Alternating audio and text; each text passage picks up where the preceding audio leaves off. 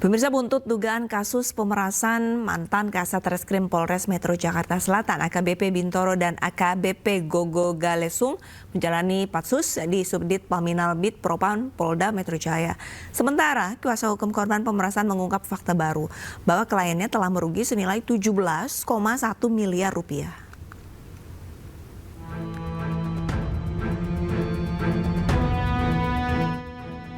Polda Metro Jaya memastikan Propam akan menyelesaikan penyidikan dan menggelar sidang etik terhadap mantan Kasat Reskrim Polres Metro Jakarta Selatan, AKBP Bintoro, dan juga AKBP Gogo Galesung terkait kasus dugaan pemerasan. Korban pemerasan juga telah diklarifikasi terkait adanya keterlibatan pihak selain AKBP Bintoro. 4 oknum polisi termasuk AKBP Bintoro serta AKBP Gogo Galesung menjalani penempatan khusus di Subdit Paminal Bid Propam Polda Metro Jaya sejak tanggal 25 Januari 2025. Terhadap yang bersangkutan dan 3 orang lainnya telah dimutasi dari jabatannya dan telah dilakukan penempatan khusus atau patsus di Bid Propam Polda Metro Jaya.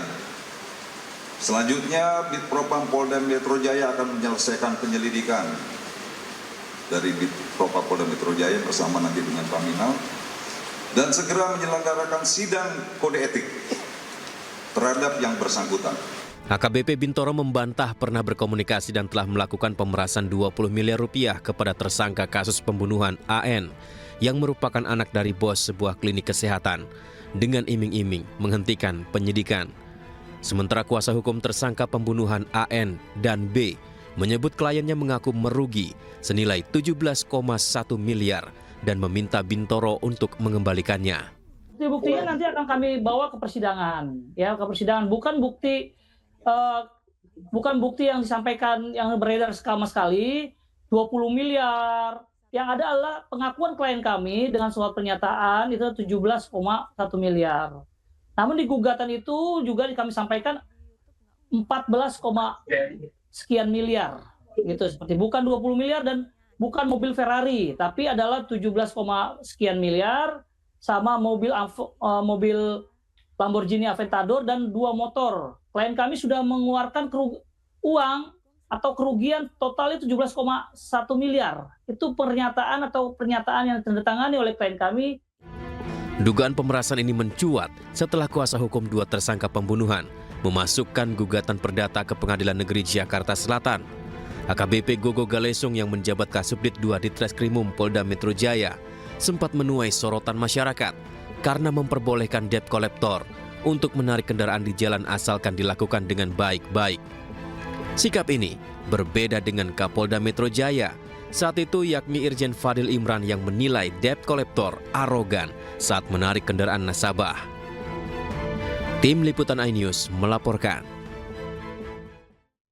Pemirsa, orang tua FA, korban pembunuhan yang melibatkan anak bos klinik kesehatan, tidak mengetahui kasus yang menewaskan anaknya tidak berjalan dengan semestinya. Dirinya pun kaget jika ada tawar-menawar uang 20 miliar rupiah dalam kasus kematian anaknya. Ditemui di kediaman nenek FA di Kampung Garisul Kidul, Desa Kalong Sawah, Kabupaten Bogor, Jawa Barat, orang tua FA mengaku pihak keluarga tidak mengetahui kasus yang menimpa putrinya ini tidak berjalan dengan semestinya. Dirinya mengakui pernah diberikan santunan oleh pihak pelaku sebagai uang duka cita. Namun, belakangan pihaknya terkejut ada upaya suap dan pemerasan hingga puluhan miliar terkait kasus kematian anaknya. Pihak keluarga meminta agar kasus ini segera diselesaikan. Udah perkeluargaan, ya damai lah ibaratnya, udah nggak ada masalah lagi sebenarnya mah. Pihak pelaku sendiri, keluarga pelaku sendiri memberikan santunan atau gimana, Bu? Ya, memberikan santunan. Harapannya seperti apa nih, Bu, ke depannya, Bu?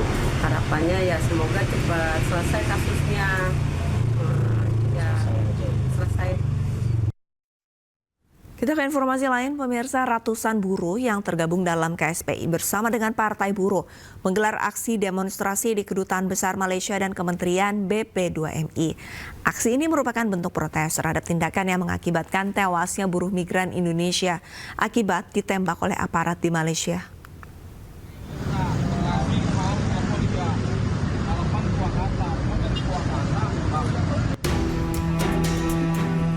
Kamis pagi, kantor Kedutaan Besar Malaysia dipadati oleh massa dari Konfederasi Serikat Pekerja Indonesia atau KSPI yang berdampingan dengan Partai Buruh melakukan aksi unjuk rasa dengan 3 tuntutan. 3 tuntutan ini berkaitan dengan kasus yang menimpa 5 WNI di Malaysia yang menjadi korban penembakan oleh aparat Malaysia. Peserta aksi membawa surat tuntutan dan menuntut agar para aparat Malaysia yang melakukan penembakan dapat diadili, serta meminta pemerintah Malaysia untuk bertanggung jawab atas peristiwa ini. Para peserta demo pun berjanji akan terus memantau kasus ini dan akan kembali melakukan unjuk rasa apabila peristiwa ini tidak ditangani serius oleh pemerintah Malaysia. Dari Jakarta, Naura Syafiqah, Muhammad Fakih, iNews melaporkan. Presiden Prabowo Subianto buka suara mengenai kasus penembakan WNI oleh aparat Agensi Penguatkuasaan Maritim Malaysia. Ia mengingatkan agar para pekerja migran Indonesia tidak ikut-ikutan dalam kegiatan ilegal. Ya, itu sedang kita tentunya berharap ada investigasi, ya kan. Tapi sekali lagi saya ingatkan bahwa jangan mau ikut-ikut dalam kegiatan ilegal. Kalau nyelundup ke negara asing, risikonya negara asing akan bertindak. Jadi rakyat kita jangan mau dibohongi oleh sindikat-sindikat yang berjanji ini, berjanji itu. Ya, kita waspada, kita ingatkan, tapi kita juga yakin bahwa pihak Malaysia akan melaksanakan. Puluhan warga Sidoarjo menggelar aksi demo di kantor ATR BPN Sidoarjo. Sementara pihak kantor ATR BPN menegaskan tidak ada perpanjangan SHGB tanah di wilayah perairan Sidoarjo.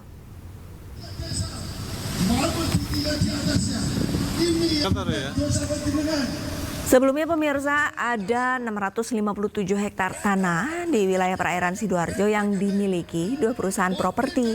Melalui surat hak guna bangunan yang diterbitkan BPN mulai menuai protes warga Sidoarjo.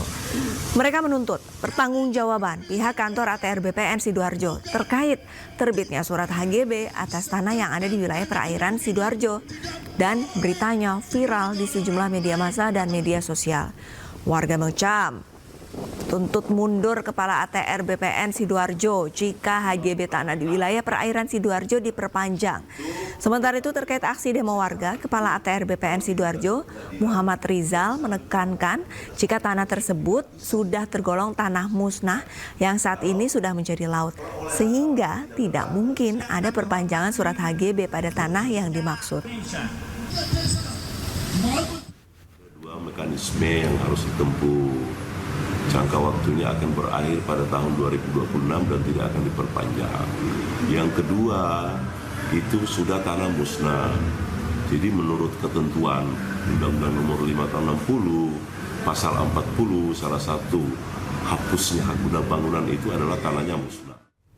Masyarakat anti korupsi Kamis siang mendatangi kantor Kejaksaan Agung untuk melaporkan dugaan korupsi di kasus pagar laut. Sementara itu Menko Infrastruktur dan Pembangunan Kewilayahan Agus Harimurti Yudhoyono menduga ada penyalahgunaan wewenang dalam penerbitan sertifikat di perairan Tangerang.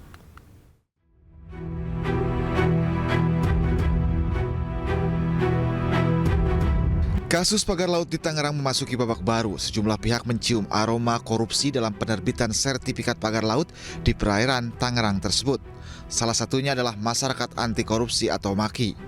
Koordinator Masyarakat Anti Korupsi atau MAKI Boyamin Saiman mendatangi kantor Kejaksaan Agung untuk melaporkan dugaan korupsi kasus pagar laut di Tangerang. Pelaporan ditujukan kepada sejumlah pihak, mulai dari para kepala desa, pihak kecamatan, hingga dengan badan pertanahan yang ada di sepanjang pagar laut 30,1 km tersebut.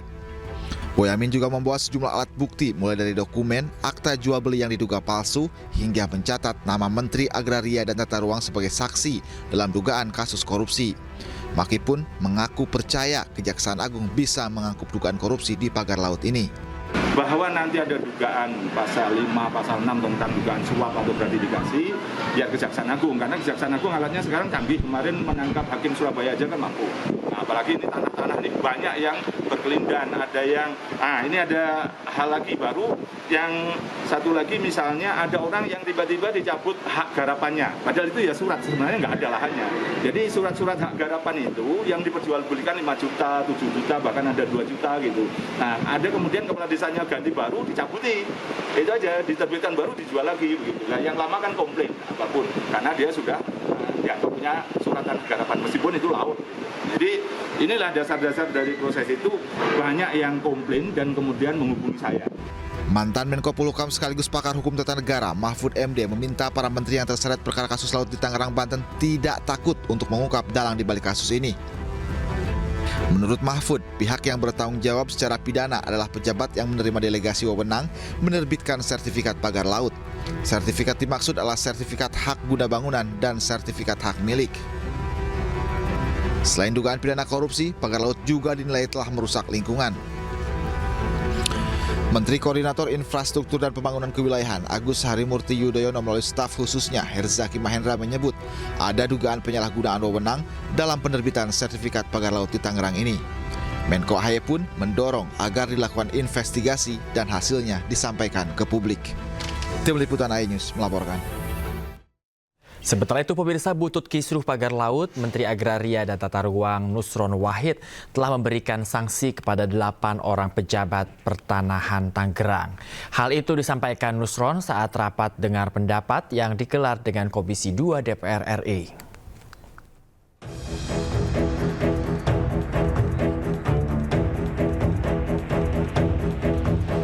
Menteri Agraria dan Tata Ruang Nusron Wahid mencopot 6 pejabat di lingkungan kantor pertanahan Kabupaten Tangerang. Pencopotan ini dilakukan sebagai buntut kisruh pagar laut misterius sepanjang 30 km di Laut Tangerang. Nusron mengambil keputusan itu setelah audit investigatif dilakukan di internal kementeriannya. Ia mengklaim sanksi berat telah diterapkan kepada pejabat yang terlibat, bahkan 6 diantaranya dicopot.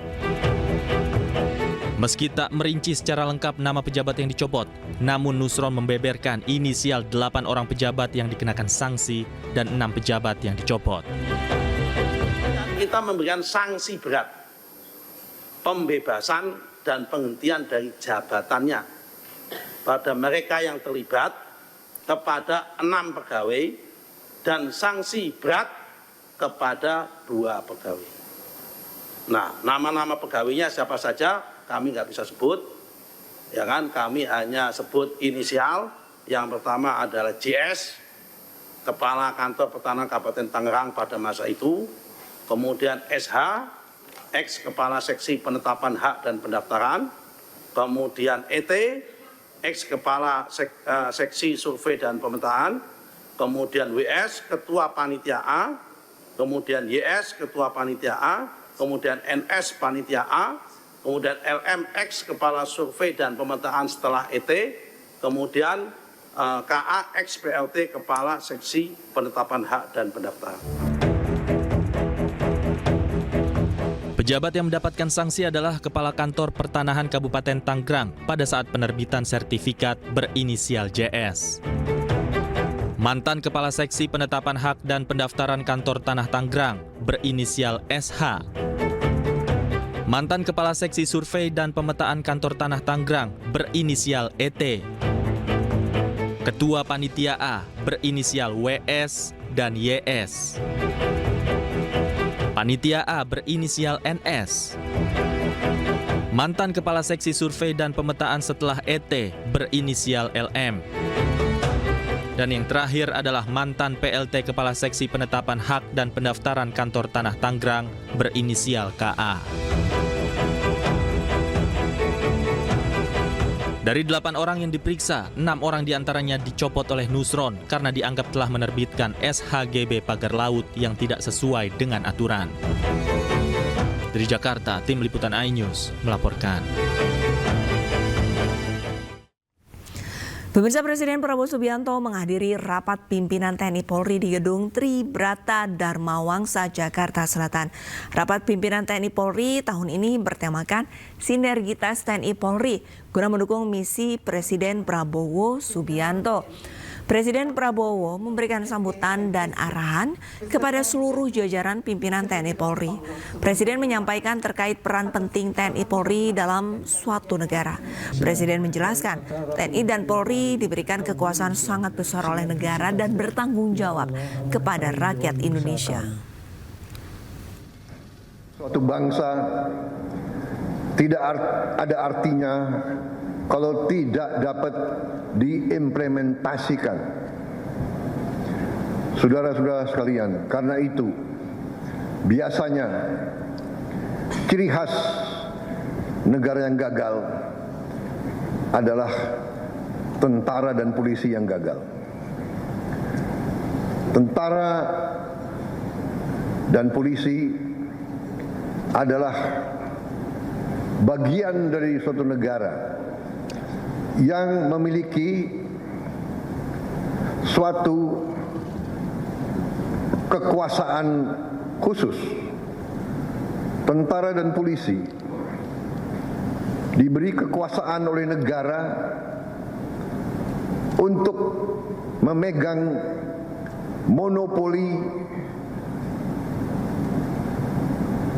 fisik, monopoli senjata.